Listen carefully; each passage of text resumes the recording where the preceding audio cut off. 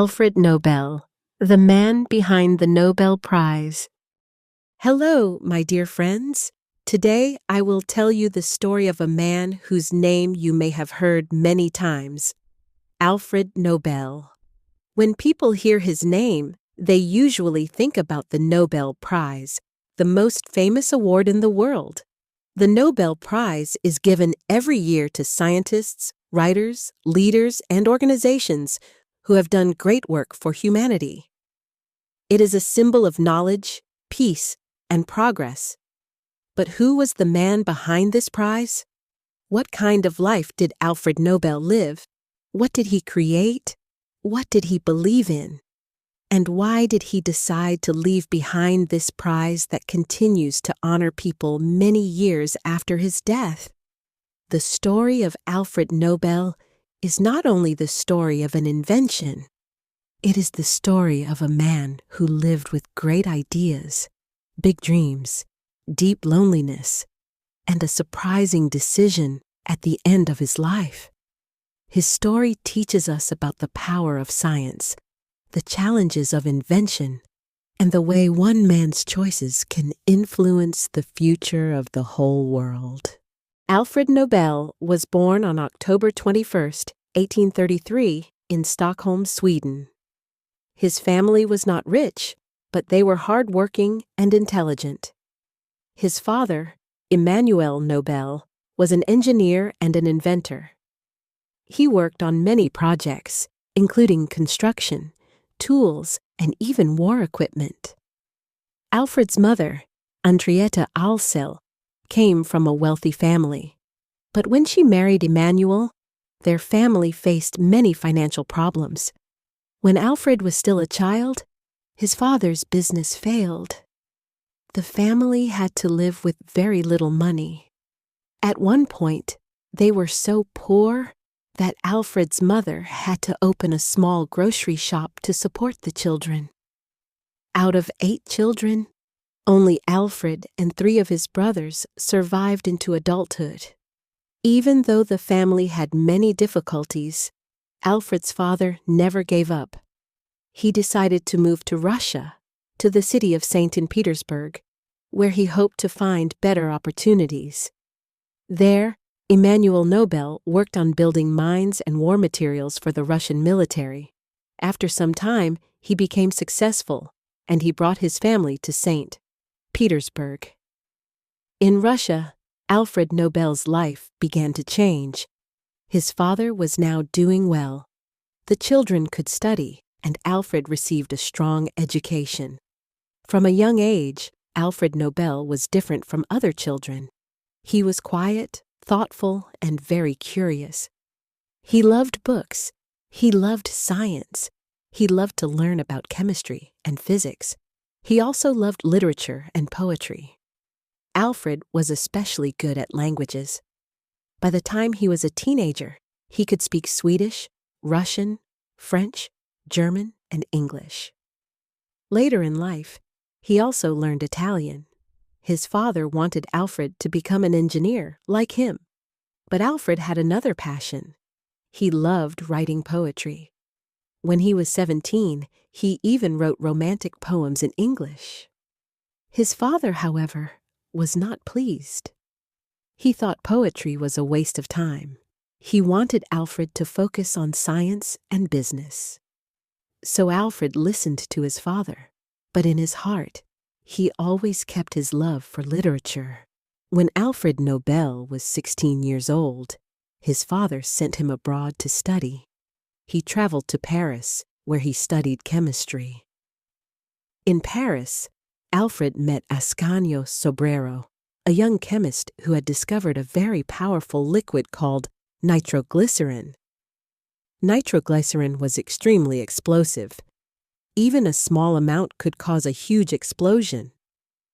Sobrero himself was afraid of it and thought it was too dangerous to use. But Alfred Nobel became very interested. He thought nitroglycerin might be useful for construction, like building tunnels, roads, and railways. But it had to be controlled. After Paris, Alfred traveled to the United States. There he studied engineering and worked with machines. He also met many scientists and inventors. These experiences shaped his mind and gave him knowledge about both science and industry. By the time Alfred returned to Russia and then to Sweden, he was ready to start his own work as an inventor. In the 1800s, Europe was changing fast. Railways were being built. Tunnels were needed through mountains. Cities were growing. To build these things, people needed stronger tools. Gunpowder was used for blasting rocks, but it was not very powerful.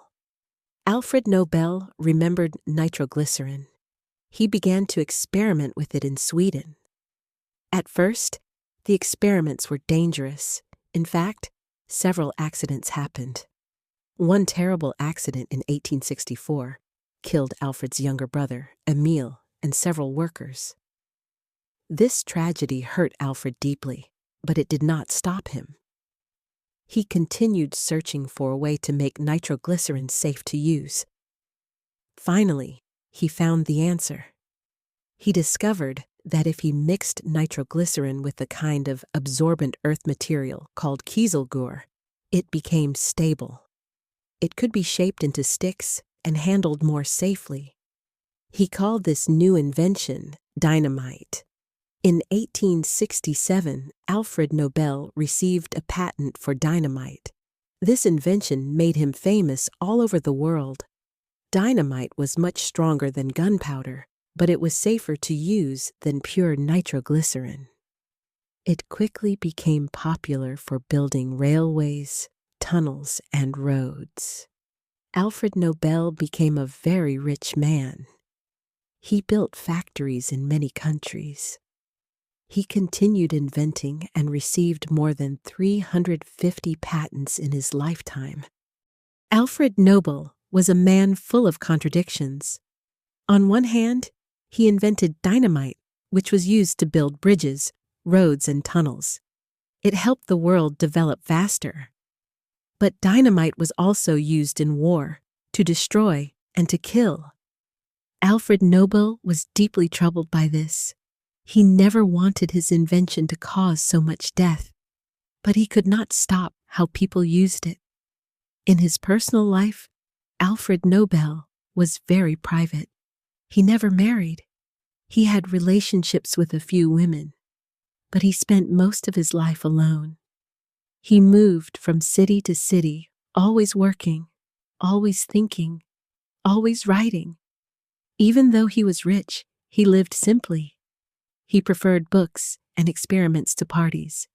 He loved literature and wrote plays, poems, and essays, though he never published most of them. Alfred Nobel was also very interested in peace. He read about new ideas for stopping wars. He admired people who worked for peace. He once wrote that perhaps his inventions would make war so terrible that people would be forced to avoid it. Sadly, history showed that this was not true. One of the most important moments in Alfred Nobel's life happened by accident. In 1888, Alfred's brother, Ludwig Nobel, died. A French newspaper confused the brothers and published an obituary for Alfred instead. The newspaper headline read, "The Merchant of Death is dead." In the article, they wrote that Alfred Nobel became rich by finding ways to kill more people, faster than ever before. When Alfred read this, he was shocked. He asked himself, "Is this how the world will remember me? As the merchant of death?" This event changed him. He did not want his life's memory to be about destruction. He wanted to leave behind something good, something that would help the world. In 1895, Alfred Nobel made his will, a legal document about what should happen to his money after his death. In this will, he made a surprising decision. He wrote that almost all of his fortune should be used to create prizes. These prizes would not reward soldiers or businessmen. Instead, They would reward people who gave the greatest benefit to humanity. The prizes would be given in 5 fields: physics, chemistry, medicine, literature, peace. Later, a 6th prize was added in economics. Alfred Nobel's idea was revolutionary.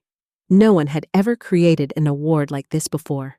He wanted to honor scientists, writers, and leaders who worked not for war, but for peace and knowledge. On December 10th, 1896, Alfred Nobel died in San Remo, Italy.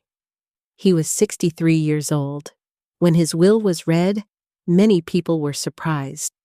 Some of his family members were unhappy because they expected to receive his money. But Alfred's decision could not be changed. The Nobel Prizes were established, and in 1901 the first prizes were given.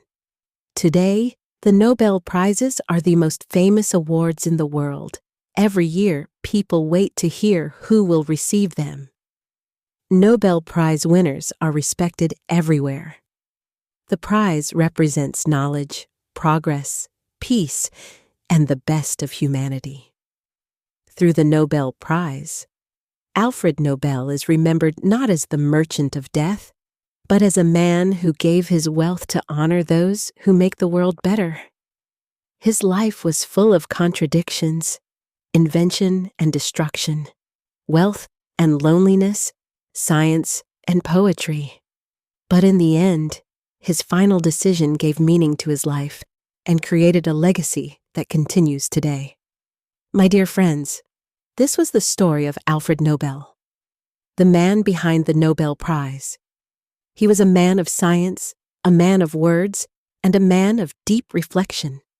He lived a life of invention, but also a life of questions.